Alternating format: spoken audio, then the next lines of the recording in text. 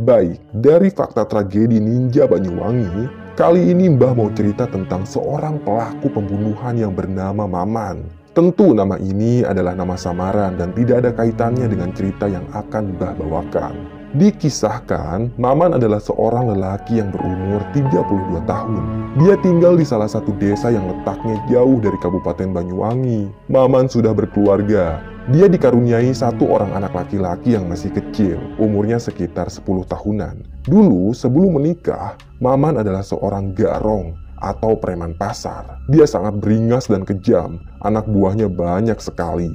Maman sering memalak para pedagang dengan dalih uang keamanan. Setiap tahunnya, uang keamanan di pasar itu semakin meningkat, membuat para pedagang resah. Tapi mereka tidak bisa berbuat apa-apa karena Maman sangat ditakuti. Pernikahannya dengan seorang wanita cantik bernama Ayu merubah kehidupan Maman. Dia meninggalkan kehidupannya yang kelam itu lalu pulang ke desanya. Walaupun sekarang dia tinggal di desa, tapi masyarakat tetap menyegani Maman. Tak ada yang berani macam-macam dengan keluarganya Maman, karena mereka tahu kalau Maman ini mantan preman. Sekarang Maman bekerja sebagai pengusaha kelapa. Dia sering membeli kelapa dari para petani dan menjualnya kembali ke pasar. Penghasilannya tentu tidak sebesar dulu saat ia masih jadi preman. Tapi Maman merasa hidupnya lebih tenang dan damai. Suatu malam, saat Maman sedang membereskan tumpukan buah kelapa di dapur, tiba-tiba saja ada orang yang mengetuk pintu rumahnya. Segera Maman membukakan pintu. Tampak 3 lelaki berbadan besar dan berjaket hitam berdiri di depan pintu. Maman tak kenal 3 lelaki itu. Wajah mereka tampak asing. Dengan Pak Maman, tanya salah satu dari mereka. "Iya, betul. Kalian siapa dan ada perlu apa dengan saya?" tanya Maman. "Boleh kami masuk?" ucap salah satu lelaki di hadapannya Maman. Maman pun mengangguk. Dia mempersilahkan ketiga tamunya itu untuk masuk. Mereka duduk di atas kursi rotan, dan tanpa banyak basa-basi lagi, ketiga lelaki itu menawarkan pekerjaan untuk Maman. Pekerjaan yang mereka tawarkan itu tidak lazim. Maman ditawari untuk menjadi pembunuh bayaran. Untung saja Maman dengan sopan menolak tawaran mereka. Maman bilang kalau dia sudah tobat dan tidak mau lagi terjun ke dunia berandal seperti dulu. "Kau akan dapat upah 10 juta dari pekerjaan ini," ucap salah satu dari mereka. "Mau gajinya sebesar apapun, aku tetap akan menolak tawaran kalian," kata Maman. Akhirnya ketiga lelaki itu menyerah. Mereka hendak pamit. Namun sebelum mereka pergi, Maman dikasih secari kertas yang bertuliskan sebuah alamat. "Kalau nanti kau berubah pikiran, datanglah ke alamat ini. Kami akan senang hati menerimamu. Nanti kami jadikan kau sebagai pemimpin para pembunuh bayaran," ucap lelaki itu. Maman menerima secari kertas tersebut, tapi mungkin saja Maman akan tetap teguh pada pendiriannya untuk tetap menolak tawaran kerja itu. 2 hari kemudian, tak disangka-sangka istrinya Maman jatuh sakit. Wanita itu pun harus dibawa ke rumah sakit dan menjalani perawatan rutin. Sementara itu, uang yang dimiliki Maman tidak akan cukup untuk biaya rumah sakit. Istrinya Maman tidak mungkin dibawa pulang karena dia mengidap penyakit ginjal dan harus dirawat selama berhari-hari. Kala itu, Maman benar-benar terdesak. Dia harus segera mendapatkan uang agar istrinya tetap mendapatkan perawatan yang layak. Akhirnya, Maman memutuskan untuk menerima pekerjaan yang ditawarkan 3 lelaki misterius beberapa hari lalu. Dia mengambil secari kertas dari kantong celananya. Ada alamat yang tertulis pada kertas tersebut. Maman tahu persis di mana lokasi alamat itu. Besoknya, setelah menyuapi Ayu, dia meminta anaknya agar tetap di rumah sakit untuk menjaga si Ayu. Maman sangat mencintai istrinya itu. Apapun akan ia lakukan demi mendapatkan uang untuk pengobatan istrinya. Pagi itu, Maman pun berangkat naik angkot menuju alamat yang tertera di atas kertas. Dan tak lama kemudian, dia tiba di sebuah gedung yang bertingkat. Gedung itu tampak sangat tidak terawat. Gerbangnya tidak dikunci. Rumput liar tumbuh subur di halaman gedung. Ada seekor anjing yang diikat pada batang pohon. Anjing itu menggonggong saat melihat kedatangan Maman. Perlahan, Maman masuk ke dalam gedung, lalu berjalan menuju pintu utama. Beberapa kali, ia membaca alamat yang tertera di atas kertas.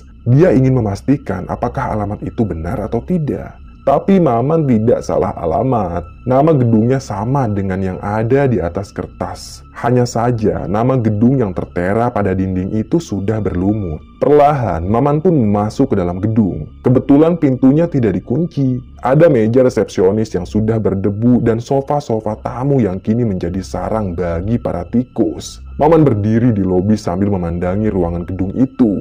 Ada lift yang sudah tidak berfungsi, juga tangga manual menuju ke lantai 2. Tak lama kemudian, terdengarlah suara langkah kaki yang menuruni tangga. Muncul 3 lelaki yang sempat datang ke rumahnya Maman beberapa hari lalu. Ketiga lelaki itu sempat terkejut dengan kedatangan Maman. Lalu mereka pun menyambut Maman dengan ramah dan mempersilakannya untuk naik ke lantai 2. Maman dibawa masuk ke dalam sebuah ruangan. Ternyata ruangan itu cukup luas dan terkesan elit.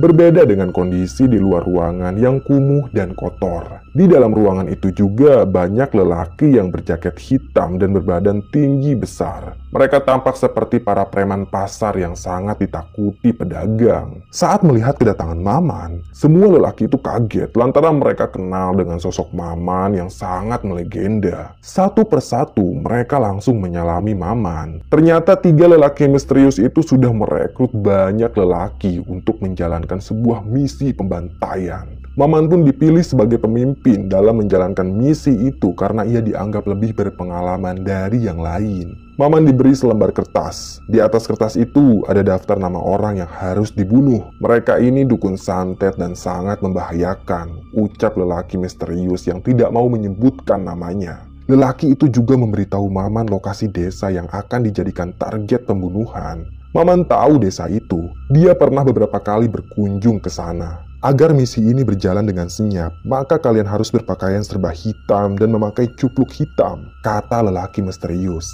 Ia pun memberikan seragam warna hitam dan cupluk hitam kepada para rekrutan barunya itu.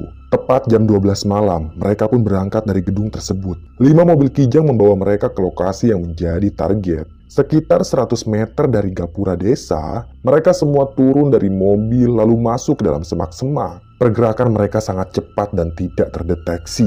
Maman memberi isyarat pada anggotanya untuk masuk ke pemukiman warga dan menyebar ke setiap penjuru desa. Tidak sulit bagi mereka untuk menemukan rumah orang-orang yang diduga dukun santet karena di pintu rumah mereka ada tanda silang berwarna merah. Malam itu, lampu di rumah orang yang sudah jadi target seketika saja padam. Para pembunuh mulai masuk ke dalam rumah mereka. Kejadian itu sangat cepat. Orang-orang yang diduga sebagai dukun santet dibunuh dengan cara yang sadis. Ada yang lehernya digorok, ada yang kepalanya pecah dihantam palu, ada juga yang dadanya ditikam pisau berkali-kali. Setelah semua target mati, para pembunuh itu dengan cepat pergi meninggalkan desa. Namun ternyata ada seorang warga yang tak sengaja melihat wujud salah satu pembunuh. "Apa yang kau lihat?" tanya ketua RT setempat. "Aku melihat sosok manusia yang mengenakan pakaian serba hitam dan cupluk hitam seperti ninja. Dia masuk ke dalam semak-semak," kata salah seorang warga sambil menunjuk hutan. Kejadian malam itu sangat cepat sehingga tidak ada satupun warga yang berhasil mengidentifikasi para pelaku pembunuhan.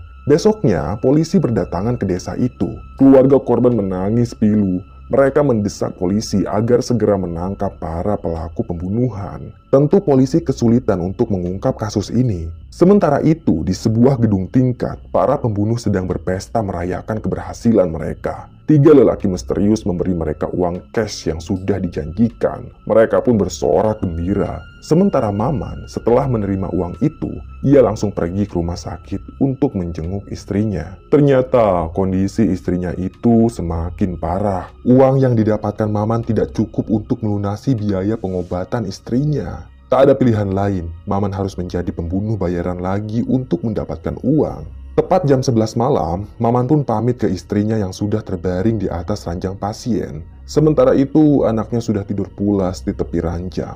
"Ayu, aku pamit kerja dulu ya. Besok pagi, aku kesini lagi untuk menjengukmu," ucap Maman. "Kamu kerja apa, Mas?" tanya Ayu dengan suaranya yang lemah. Tatap matanya juga sayu, tubuhnya semakin kurus. "Aku kerja di pabrik, dibayarnya harian. Lumayanlah buat pengobatan kamu," jawab Maman. Dia mengelus rambut istrinya itu sambil tersenyum. Kemudian, Maman pergi meninggalkan rumah sakit. Dia akan kembali memimpin misi berikutnya. Masih ada beberapa lembar daftar nama yang harus dibunuh.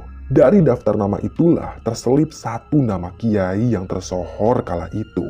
Ternyata kali ini targetnya bukan hanya dukun santet, tapi sudah merambat ke kiai. 3 lelaki misterius itu tidak memberitahu alasan mereka kenapa mereka ingin menghabisi seorang kiai. Sementara Maman tidak peduli pada status targetnya. Yang penting bagi Maman adalah soal uang. Maman dibekali sebuah pistol karena misi yang akan Maman tangani sangat berat. 3 lelaki misterius memberi Maman tugas khusus untuk membunuh sang kiai. Upah yang akan Maman dapatkan juga lebih besar dari para pembunuh lainnya. Maman pun bersedia menerima tugas itu. Dan tepat jam 1 malam, para pembunuh itu berangkat menuju desa yang sudah dijadikan target. Di desa itu ada sebuah pesantren tradisional yang santrinya ratusan. Setibanya di sana, Maman mengendap-endap ke belakang pesantren.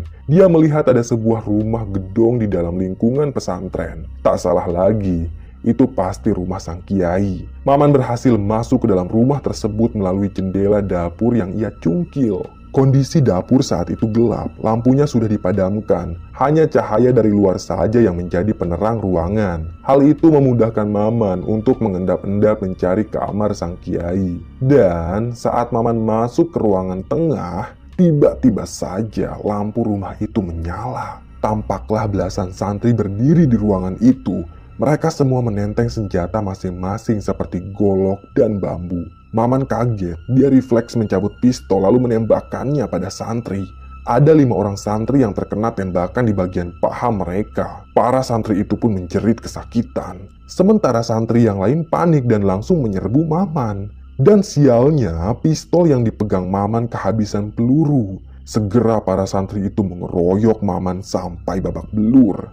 Ternyata para santri itu sudah tahu soal pembunuhan di desa tetangga. Makanya setiap malam mereka berjaga di depan kamar sang kiai demi melindungi guru mereka. Dan benar saja, malam ini guru mereka diserang oleh ninja. Untungnya ninja itu berhasil dilumpuhkan. Para santri tidak membunuh Maman, melainkan hanya membuatnya babak belur. Sang kiailah yang melarang santri untuk membunuh Maman. Maman ditanyai banyak hal oleh kiai, tapi lelaki itu sama sekali tidak mau membocorkan markas persembunyian para pembunuh. Keesokan paginya, Maman diserahkan ke pihak kepolisian.